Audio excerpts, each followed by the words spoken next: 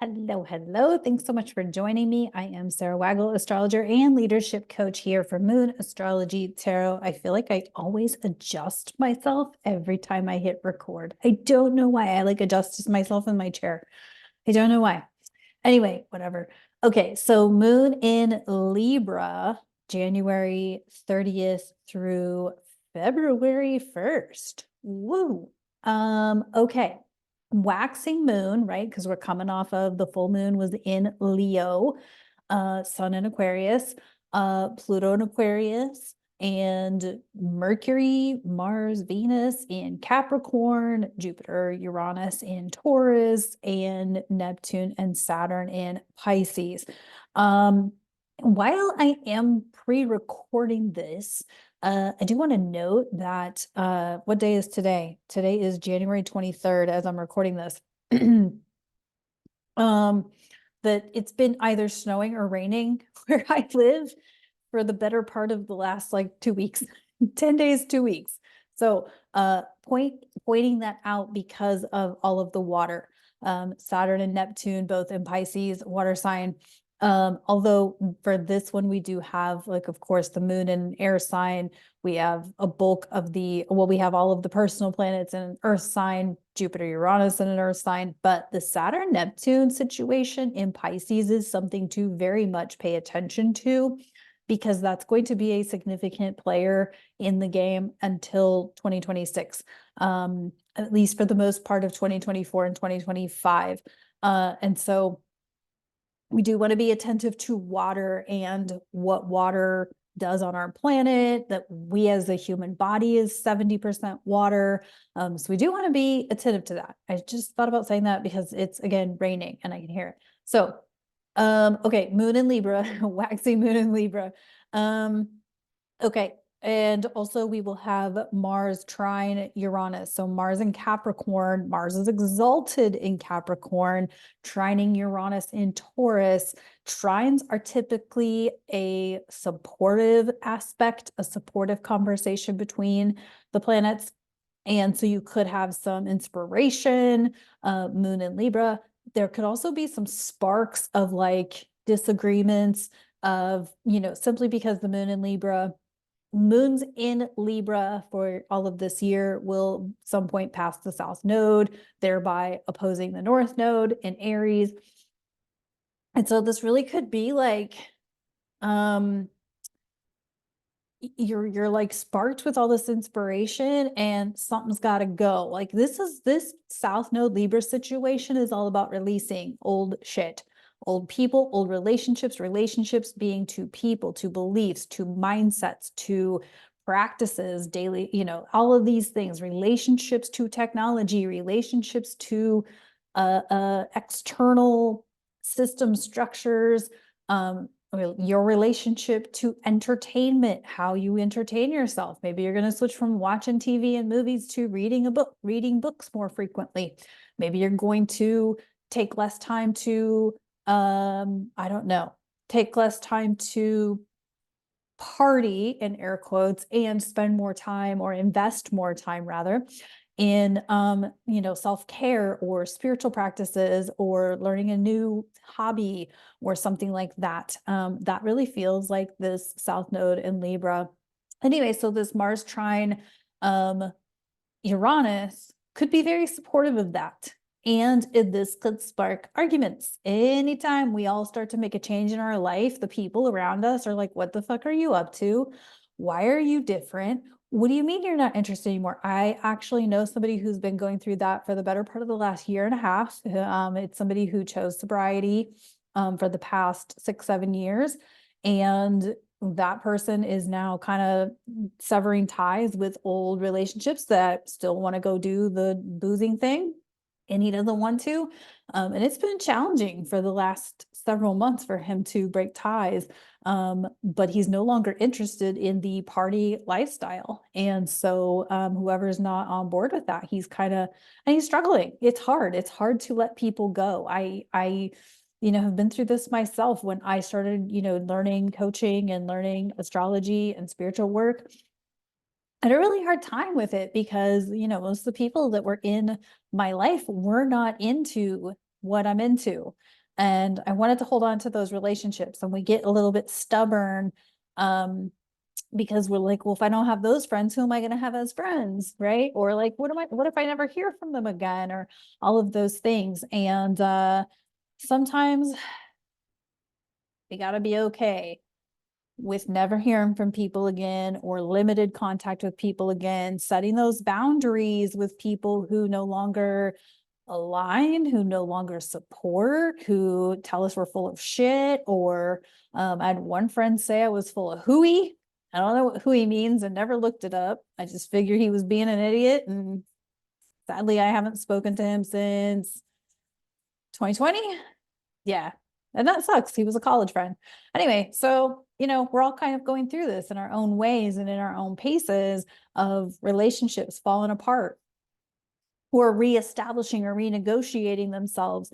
But as you dig deeper into your projects and get more interested in your projects and more passionate about your projects, using this Mars in Capricorn flow of energy, knowing where Capricorn is in your natal chart could be helpful. And so all of those things. All right, let's see what's going on in the tarot. So yeah, understand that we're all going through it in some way, shape, or form. And that's part of Pluto in Aquarius. Hang on. I don't usually take fly out cards, but that one flew out of my hand.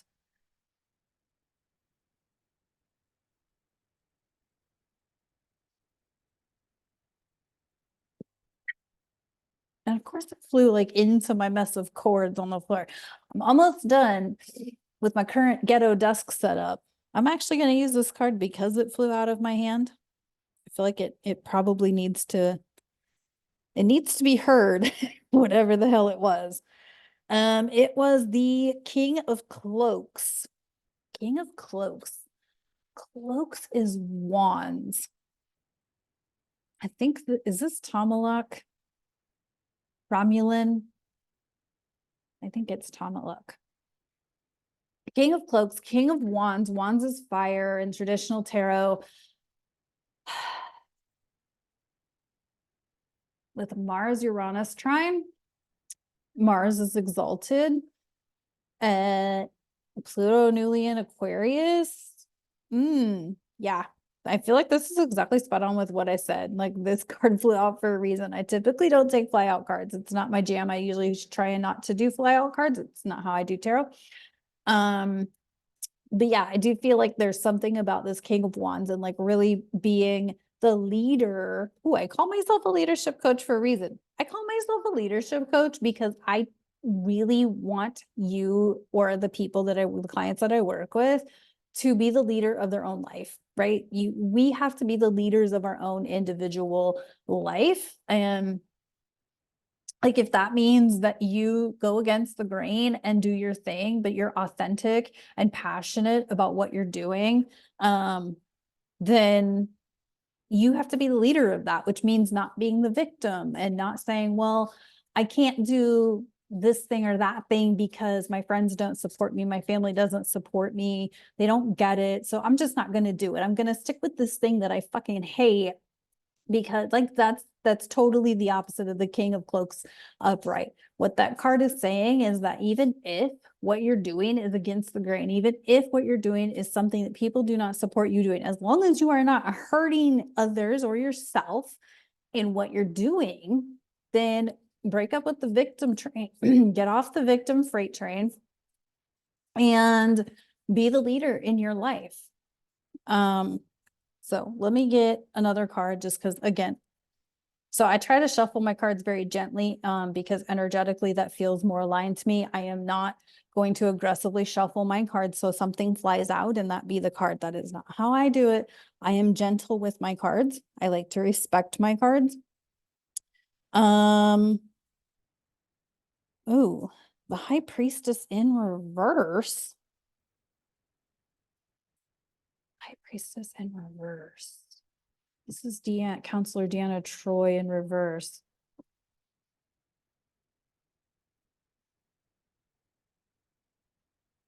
I feel like don't be an aggressive bitch.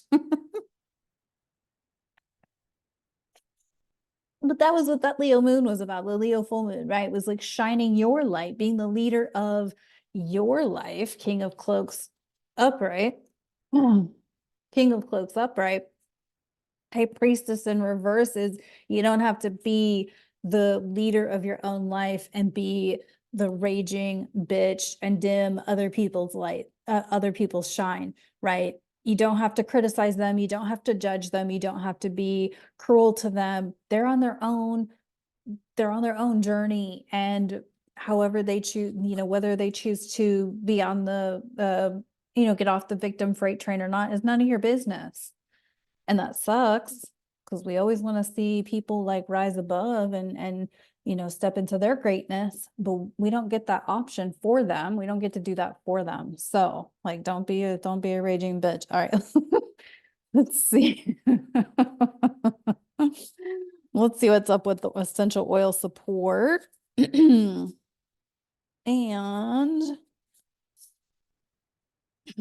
I'd say transformation oils. I would say inspirational oils like cinnamon, cassia, things that support you in being creative. Like I think clove is a good one for that. Let's see what came out of the deck.